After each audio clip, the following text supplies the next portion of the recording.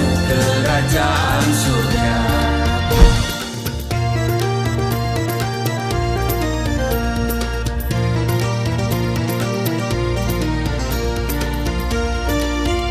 Shalom Bapak Ibu, sahabat Galilea dan seluruh subscriber Galilea Network yang diberkati oleh Tuhan Yesus. Kembali kita siapkan diri untuk membaca, merenungkan firman Tuhan. Kita masuk dalam hadirat Tuhan sebelum kita masuki dunia kerja kita hari ini. Mari kita berdoa. Bapa, di dalam nama Tuhan Yesus, kami bersyukur dan bersukacita karena Tuhan baik atas hidup kami. Engkau adalah kekuatan dan kehidupan kami yang telah membawa kami di hari ini.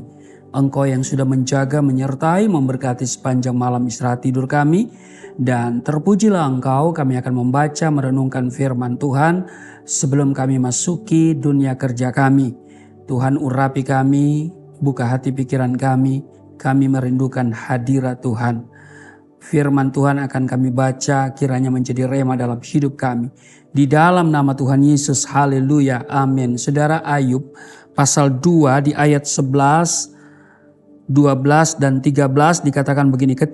Ketika ketiga sahabat Ayub mendengar kabar tentang segala malapetaka yang menimpa dia, maka datanglah mereka dari tempatnya masing-masing, yakni Elifaz orang Teman dan Bildad orang Suah serta Zofar orang Naama. Mereka bersepakat untuk mengucapkan bela sungkawa kepadanya dan menghibur dia. Ayat 12, ketika mereka memandang dari jauh, mereka tidak mengenalnya lagi.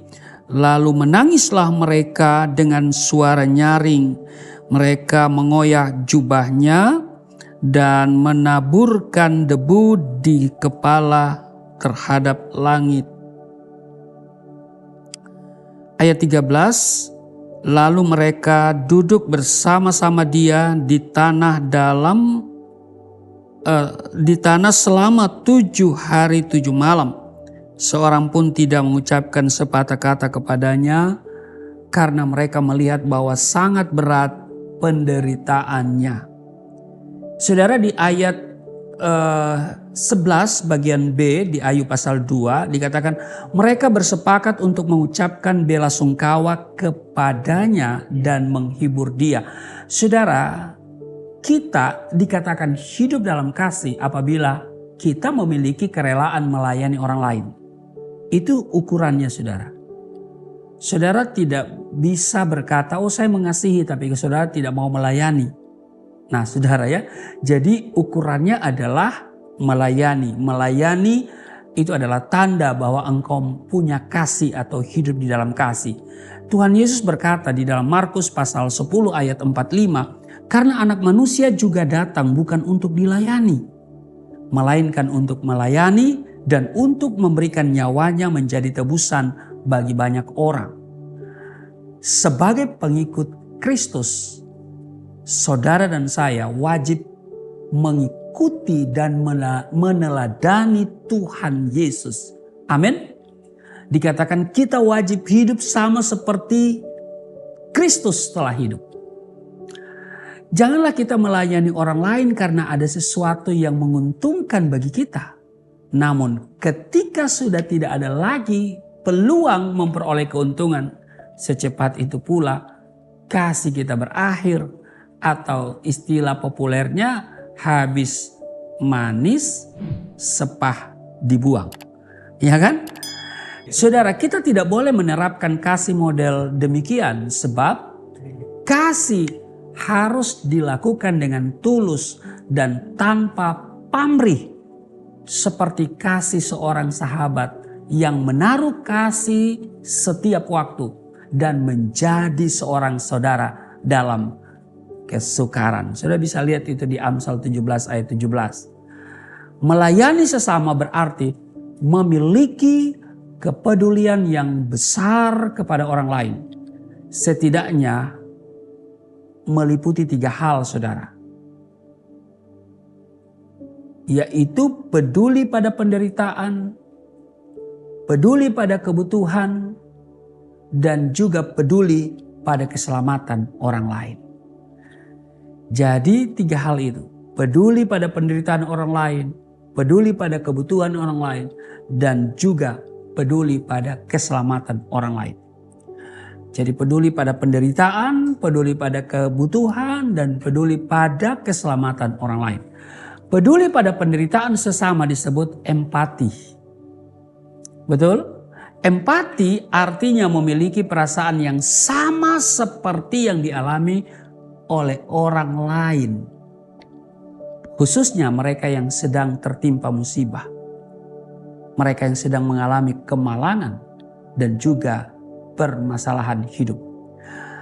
Alkitab menasihatkan, dikatakan begini, menangislah dengan orang yang menangis. Itu sudah bisa baca dalam Roma pasal 12 ayatnya yang ke-15. Jadi saudaraku yang kekasih, peduli pada penderitaan sesama ini disebut empati. Peduli kepada kebutuhan sesama ini menyangkut persoalan ekonomi. Betul? Menyangkut persoalan kesembuhan jasmani, tapi juga rohani. Tuhan Yesus sangat peduli terhadap kebutuhan jasmani ini. Melihat orang banyak kelaparan, hati Tuhan Yesus pun tergerak oleh belas kasihan. Lalu diberinya mereka makan hingga mereka kenyang. Ketika bertemu dengan orang yang menderita sakit penyakit, hati Tuhan pun tersentuh. Tangannya yang penuh kuasa menjamah dan menyembuhkan mereka. Tuhan Yesus juga memperingatkan semua orang di Matius pasalnya yang ke-4:17, bertobatlah sebab kerajaan surga sudah dekat. Bahkan ia rela mengorbankan nyawanya demi menebus dosa manusia, supaya barang siapa yang percaya kepadanya beroleh pengampunan dosa dan diselamatkan. Ini bukti kepedulian Yesus terhadap keselamatan orang lain. Karena itu saudaraku yang kekasih, mari kita memiliki hati yang senantiasa peduli terhadap orang lain seperti Yesus. Amin. Jadi ada 3 kepedulian itu, yaitu peduli pada penderitaan, peduli pada kebutuhan, dan peduli pada keselamatan orang lain. Hari ini jika engkau bertemu dengan seseorang yang mengalami pergumulan, ya, mengalami penderitaan, artinya firman Tuhan sedang datang kepadamu untuk engkau melakukan. Amin. Karena itu saudaraku yang kekasih, mari kita memiliki kepedulian ini, ya. Baik itu penderitaan, kebutuhan, dan keselamatan. Yang paling penting adalah keselamatan. Amin. Iya, keselamatan. Bagaimana kita peduli terhadap keselamatan orang lain? Ya, memberitakan Injil. Memberitakan Injil dengan apa? Dengan perkataan bisa, tapi juga dengan perbuatan kita. Tingkah laku kita yang harus menjadi garam, menjadi berkat, menjadi terang. Di mana saja kita pergi dan berada. Amin. Tuhan Yesus memberkati. Mari kita berdoa. Terima kasih Tuhan untuk hari ini. Kami diajarkan untuk memiliki kepedulian kepada sesama. Baik itu kepedulian terhadap penderitaan, terhadap kebutuhan, dan juga amat terpenting juga peduli pada keselamatan orang lain. Kiranya Engkau memakai kami sebagai alat-Mu dan kami hidup sama seperti Engkau hidup. Bagaimana Engkau begitu menaruh kepedulian terhadap orang lain, baik yang sakit sehingga yang sakit disembuhkan.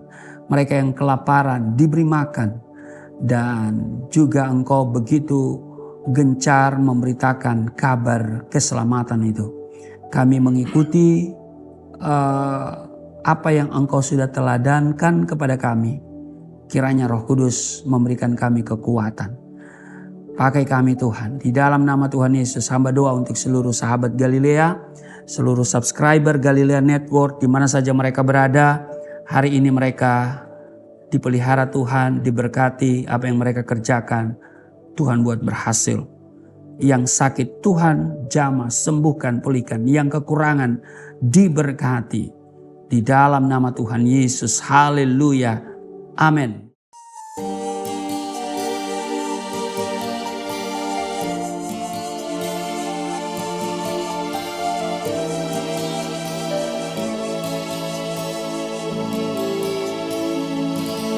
Bapa kami yang di surga, dimuliakanlah nama-Mu. Datanglah kerajaan, jadilah kehendak-Mu di bumi seperti di surga.